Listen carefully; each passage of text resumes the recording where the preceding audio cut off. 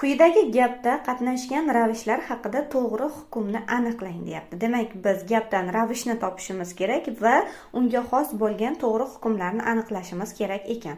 U kishi hali past baland tog' yo'lidan shu ahvolda yana allaqancha yo'l bosishi kerak.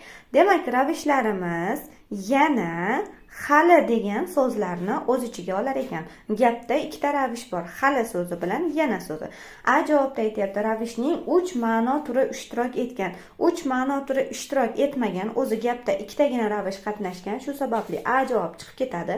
B javobda aytayapti, ravishlar bir xil sintaktik vazifada qo'llangan. Demak, hali deganda qachon degan ma'noni bildiradi yoki qancha degan ma'noni bildiradi. Bu yerda payt holi vazifasida kelyapti. Yana so'zda ham yana qancha so'rog'iga javob bo'ladi. Bu ham payt ma'nosini bildirar ekan. Demak, hozircha B javob to'g'ri. C javobda tup va yasama ravishlar ishtirok etgan. Bu yerda yasama ravish yo'q. Shu sababli C javob ham chiqib ketadi. D javobda tuzilishiga ko'ra ravishni ikkita turi ishtirok etgan deyapti. Bu yerda tuzilishiga ko'ra faqat tup ravishlar qatnashgan.